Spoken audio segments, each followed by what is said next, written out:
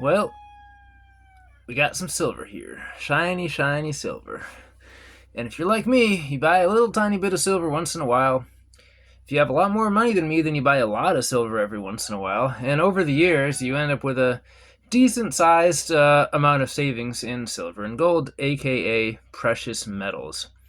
And well, what's the point of precious metals, you might ask? If you look at the short term price charts of gold and silver, you might think to yourself, who the heck would be retarded enough to invest in gold and silver?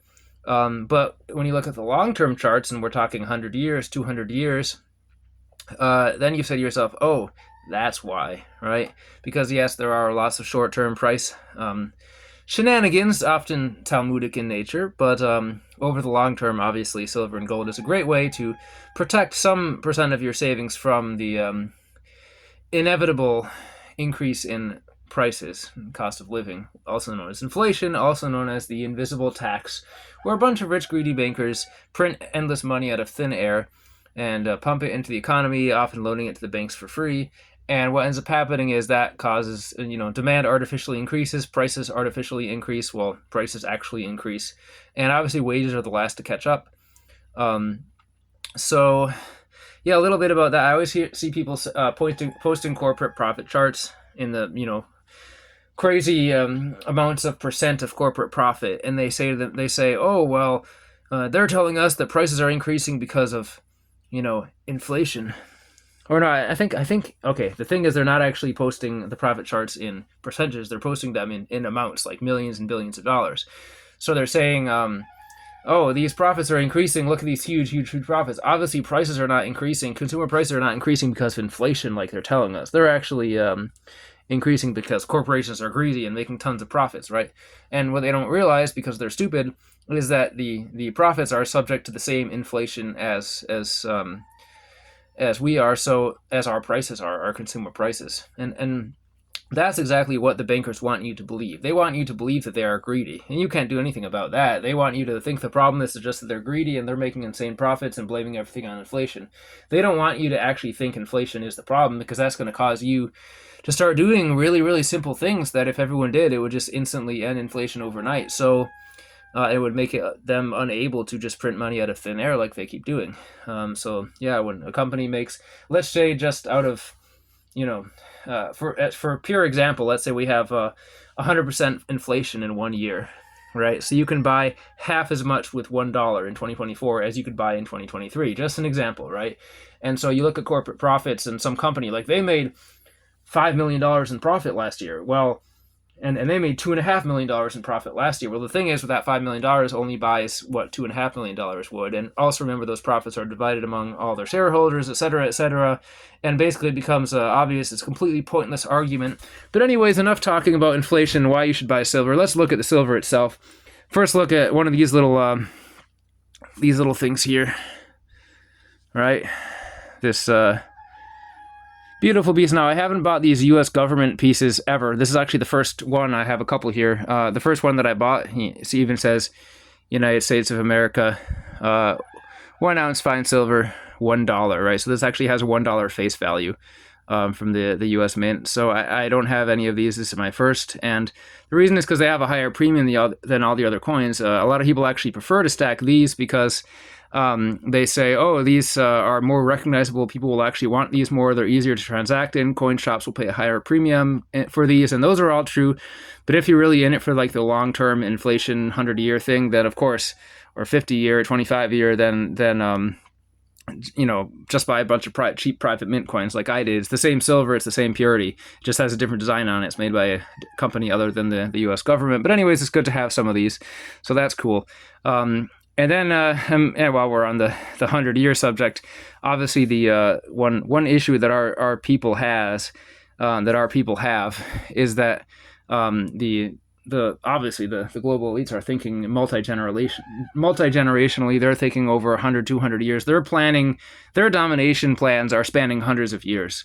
Whereas we're thinking about what we're going to do tomorrow or in 1 year or 5 years. So we're thinking about our plan for our life, and that's it. So that's why they are kind of one-upping us for a while, because they have somehow brainwashed us into not thinking intergenerationally.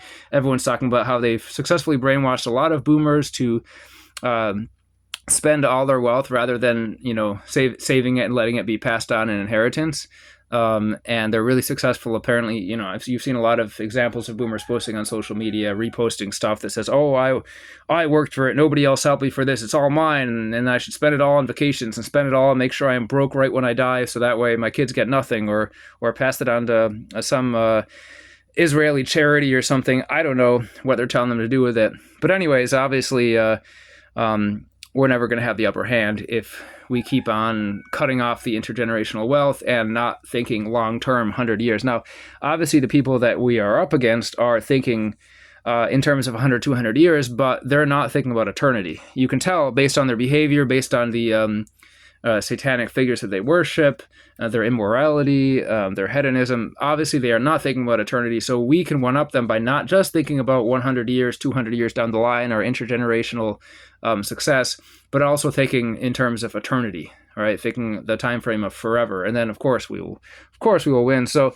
take a look at one of these other coins. Now, next after that, I was thinking of adding to my shopping cart a new Donald Trump coin. Now, not they have this hilarious new one that's on the 1 ounce silver coin. It's like Donald Trump right after he was shot with his fist up in the air with the American flag behind him and the Secret Service agents, that like iconic photo. They put that on a silver coin and marked the premium up, so it's like $5 over spot. And I was going to get one of those, and then I remembered, oh wait, Donald Trump loves Israel. Why would I want this coin? And so I got 4 of these instead. They're quarter ounce,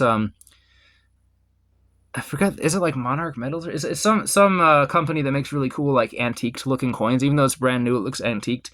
It's got a pharaoh on here, so just make sure you comment below the video if you know the genetic origins of the ancient pharaonic race. And then on the other side, it's a pyramid with some hieroglyphs and stuff, so that's kind of cool. By the way, I shouldn't be making this video with not completely clean hands, but, you know, I was just working outside, so who cares. Next up, the last thing I ordered, like I said, I only ordered a tiny bit. I ordered like a surprise stack. It's just like you order, they give you whatever they have, like the secondhand stuff, and sometimes it's a mix, sometimes it's random generic things. They ended up just giving me 7 buffaloes. All right. And these are very common. I mean, I already have a whole bunch of these. Most people who collect silver, that's a little bit tarnished. Most people who collect silver have a whole bunch of these. The Indian head on one side and the buffalo on the other side. Very common. But hey, if they're common, it also means they're recognizable. Easy to pass on if you ever need to. So that's all, folks. Got all the silver. Stack silver. It'll help you. It'll help your kids. It'll help you preserve intergenerational wealth. It's not going to lose 8 to 10% of its value every year sitting in an account somewhere. Even if you put it in the stock market and it makes money, it's also going to lose money, not to mention the gains are subject to the same inflation. Anything that's valued in the dollar is subject to the same inflation that the dollar is if it's not going up in value. So that's why, like, for example, I think during the Weimar Republic hyperinflation event, the stock market went up, I think, like 660,000% or some crazy number like that.